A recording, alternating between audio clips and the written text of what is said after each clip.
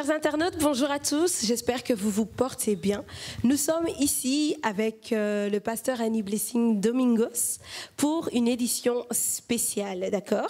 C'est une édition spéciale, pourquoi je le dis? C'est parce que nous sommes en public et quelque peu en direct en fait. J'ai un public avec moi, est-ce que le public est là?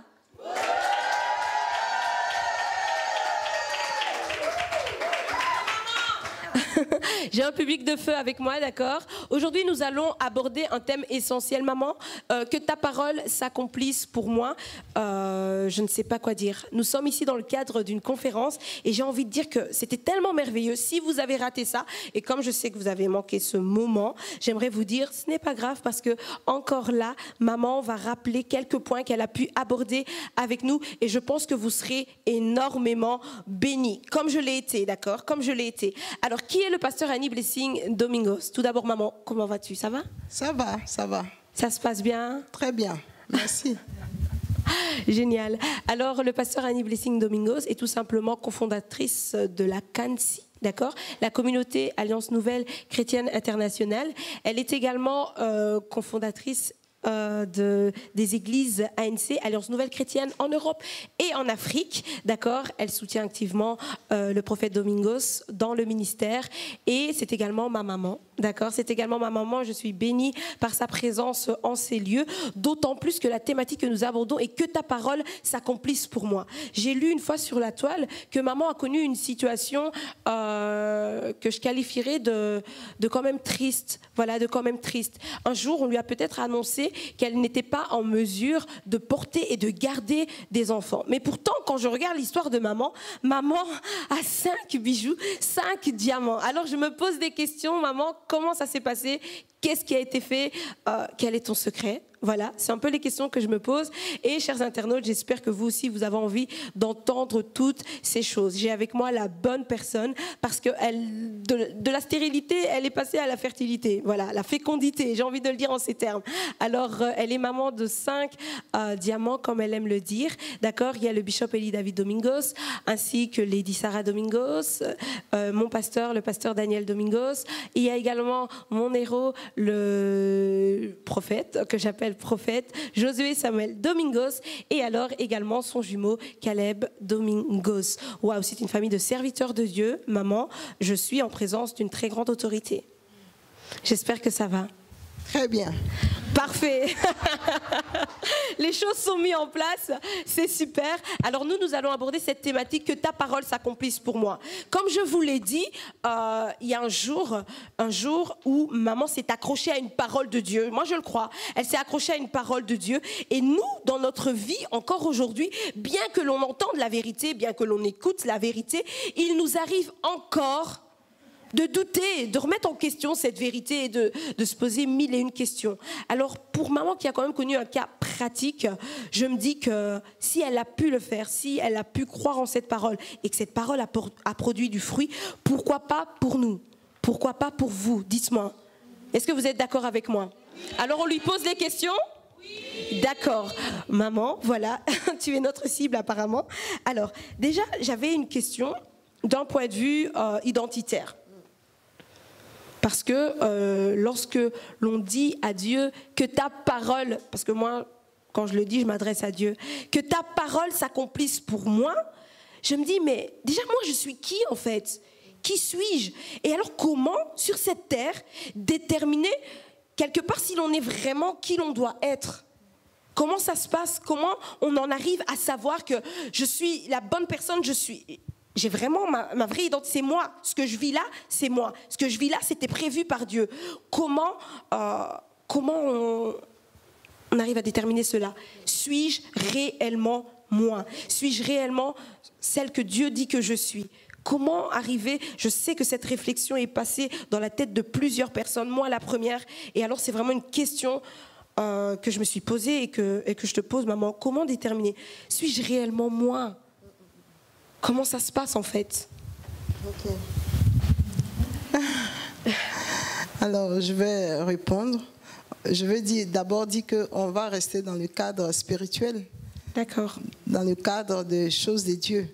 Puisque si on veut parler de notre être, on peut aussi être une personne du dehors, c'est-à-dire une personne mondaine. Okay. Mais nous, je veux qu'on reste dans le cadre des dieux. Parce que nous sommes des créatures de Dieu. Donc, ma réponse va s'adresser aux enfants de Dieu. Amen. Voilà. Pour ne pas que... Donc, comment je peux reconnaître mon identité? La Bible nous le dit. En dehors du Seigneur, on n'a pas d'identité, on n'a pas de vie. La Bible nous appelle même des morts. On est des morts. C'est quand nous recevons le Seigneur, et le Seigneur fait de nous des êtres vivants. D'accord. Des êtres qui vivent, des êtres qui respirent. Donc c'est en Christ que vraiment on peut trouver son identité. C'est en Christ qu'on peut savoir vraiment ce qu'on est. Si on n'a pas Christ en soi, on n'accepte pas le Seigneur Jésus et qu'on n'a pas Christ en soi, on peut paraître, mais c'est pas la vérité. C'est-à-dire tu te mens toi-même. Parce que tu verras que ce que tu vas commencer à vivre, ça n'a rien à voir avec ce que Dieu dit. Ok. Mais c'est quand on est dans le Seigneur que tu verras ta vraie identité. Voilà pourquoi je veux que chaque personne revienne au Seigneur. C'est là que nous allons retrouver vraiment notre identité. Voilà ce que je peux dire. C'est riche. C'est dans le Seigneur. C'est fort. C'est dans le Seigneur et c'est dans ce qu'il dit. Donc, si je comprends bien, c'est dans sa parole finalement. C'est dans sa parole, chers internautes, c'est dans sa parole, cher public, c'est dans la parole de Dieu que l'on retrouve notre véritable identité. Moi, j'ai entendu plus d'une fois des personnes me dire « Oui, Dieu est contre moi, etc. » Mais en fait, je me dis « Mais finalement, non, Dieu n'est pas contre nous. Dieu est contre ce qui nous dénature. Dieu est contre ce qui enlève cette valeur. » Et la valeur a commencé par une parole. Maman, tu as parlé tout à l'heure et tu nous exprimais le fait lors de la conférence que l'origine, c'est la parole de Dieu. Oui. C'est très important de le savoir. Oui. Mais alors, maman, qu'est-ce qu'une parole? Et finalement, quel est son but? Parce que tu as exprimé aussi une chose qui m'a marquée. On a entendu tellement de paroles autour de nous. Tellement de choses. Finalement, c'est quoi une parole? Et pourquoi ces paroles? Donc, on peut encore retourner dans Jean 1:1, comme j'ai dit. Au commencement était la parole. Oui. Et cette parole était avec Dieu. Et c'est avec cette parole que Dieu a créé toutes choses. Donc, d'abord, au commencement, quand on dit une parole, c'était avec Dieu.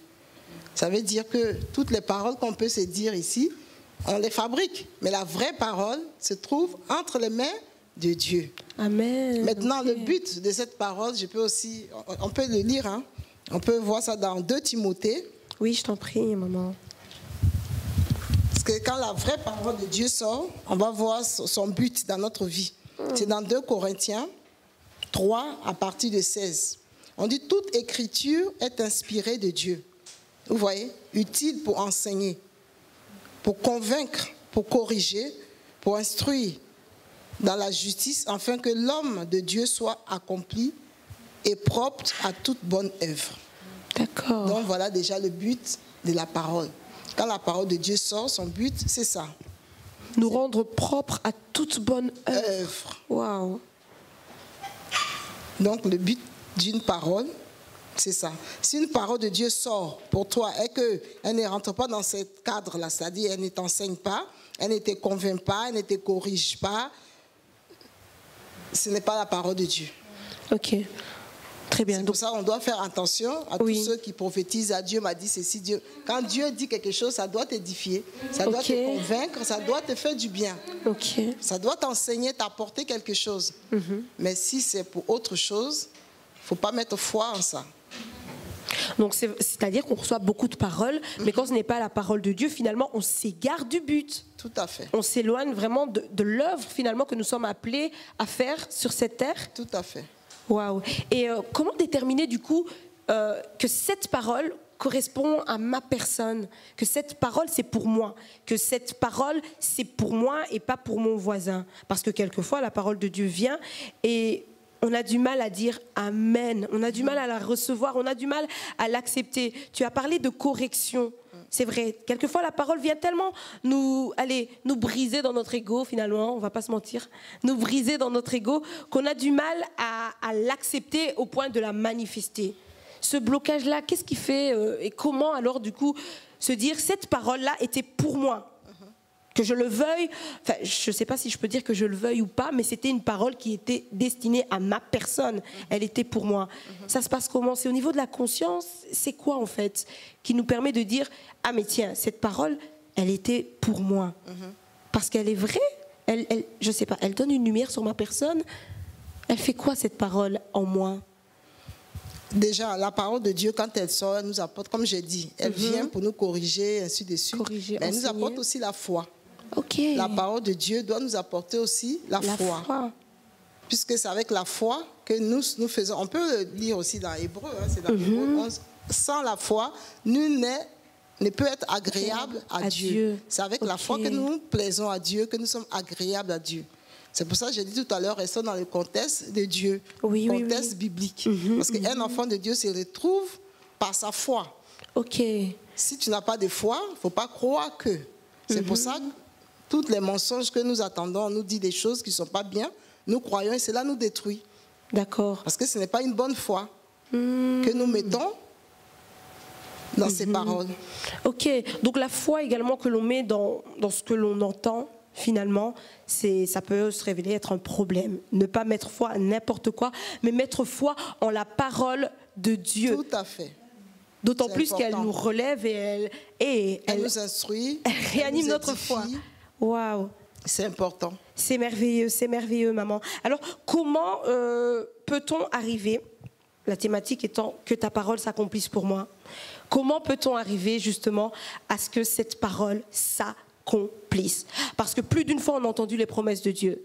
Maman, beaucoup de personnes, beaucoup d'internautes, pasteurs, lisent la Bible et veulent vivre les promesses qu'il y a dans la parole de Dieu. Mais finalement n'arrivent pas à voir cette parole être rendue évidente, cette parole être manifestée dans leur vie. Qu'est-ce qui explique cela? Parce que j'en ai reçu des promesses. Vraiment, j'en ai beaucoup reçu. Mais non, j'ai vu des blocages. J'ai été le blocage quelquefois moi-même. Et alors, qu'est-ce qui fait que on voit cette parole accomplie? Tu as parlé de foi. Je retiens ce point. Oui. Et je peux aussi dire à quelqu'un que ce qui nous empêche que la parole s'accomplisse dans notre vie, c'est les doutes. Tout simplement. Si nous doutons de la parole de Dieu, ça tue notre foi. Donc on doit enlever le doute en nous.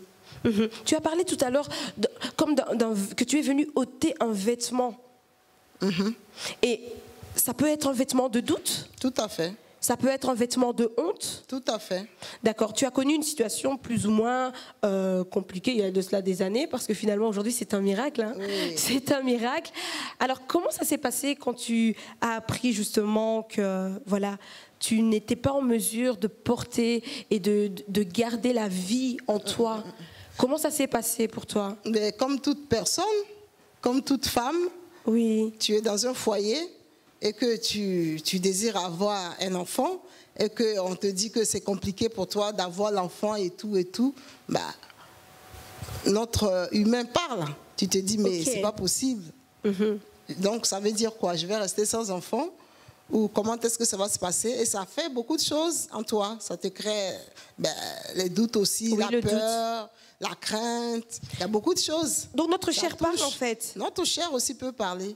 C'est pour ça qu'il faut qu'on soit vraiment intégré en Christ. Wow. C'est important. C'est super important. Alors moi aussi, j'ai fait comme cette femme, Marie, Seigneur, que ta parole s'accomplisse dans ma vie. Dis un mot pour que ma situation change. C'est ça.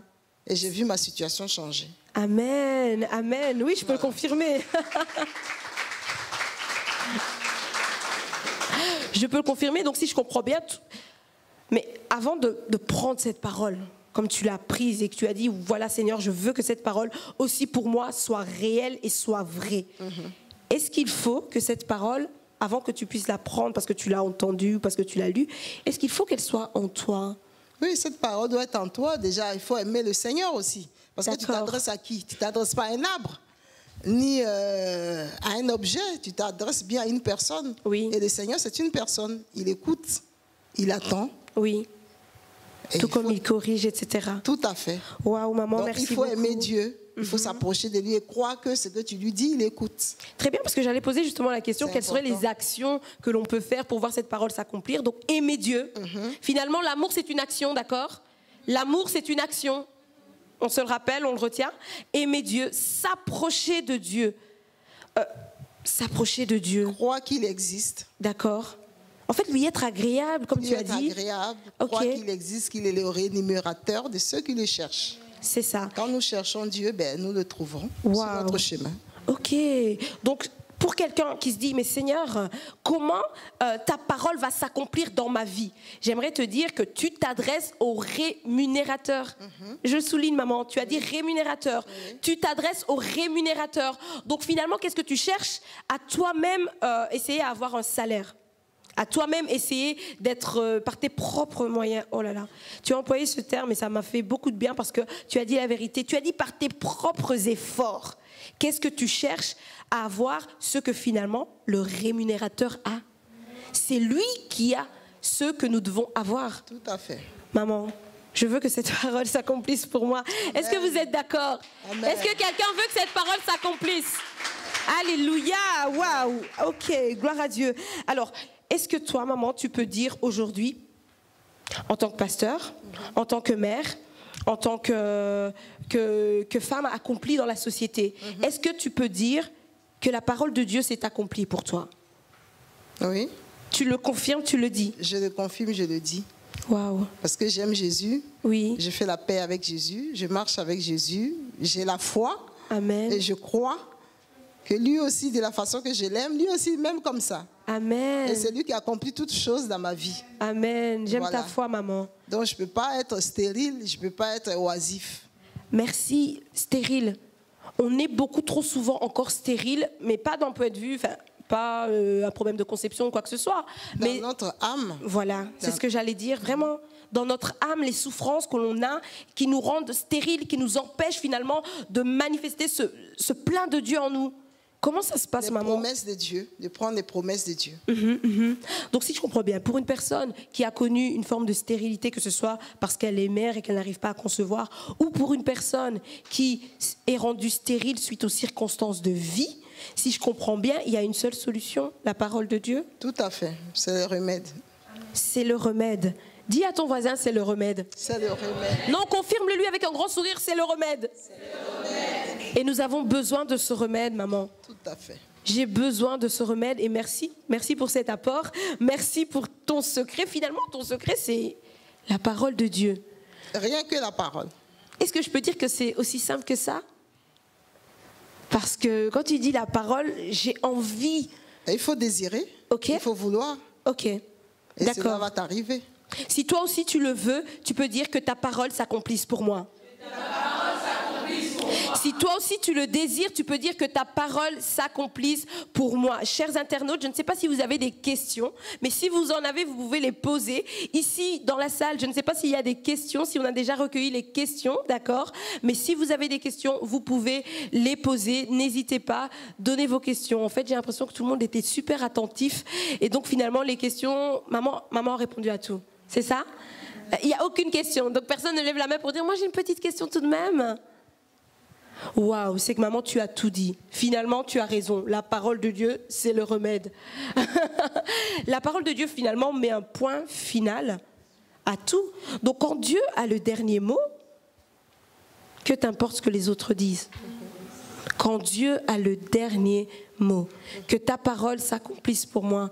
C'est une prière, maman, mais c'est également, finalement, un fait. Pour quiconque y croit. Pour quiconque y met foi. C'est merveilleux. C'est merveilleux. Gloire au Et Seigneur. je suis contente de voir justement ce miracle que j'ai devant moi. Et j'ai envie de dire à quelqu'un aujourd'hui, si la parole de Dieu, si vous voulez que réellement elle s'accomplisse pour vous, il faut que vous puissiez aimer Dieu. Parce que c'est lui qui a ces paroles. C'est pas nous qui pouvons les créer, ces paroles. C'est lui qui a ces paroles. Ok, chers internautes, nous étions donc sur l'émission I Need Air. J'étais avec le pasteur Annie Blessing Domingos. Maman, est-ce que tu as un dernier mot? Tu peux t'adresser directement à nos internautes. Est-ce que tu as un dernier mot à leur partager? Un mot d'encouragement, un témoignage, une anecdote, quelque chose? Oui, j'aimerais dire à quelqu'un que si tu as tout essayé, que ça n'a pas été, ben, essaye Jésus. Amen. Essaye le Seigneur. Alléluia. C'est lui qui a le dernier mot. Amen. Il faut expérimenter son amour, ses bienfaits, et tu ne seras pas déçu. Comme moi, je n'ai pas été déçu dans ma vie. Amen. Que Dieu vous bénisse. Amen. Waouh. Alors, chers internautes, ne soyez plus amers. La parole de Dieu est le remède. C'est sur ces mots que nous allons nous laisser. Je vous dis à la prochaine. Que Dieu vous bénisse. Et je salue ce grand public, ce public de feu. Alléluia. Waouh. Merci beaucoup, maman. Que Dieu te bénisse. Merci. Vous aussi.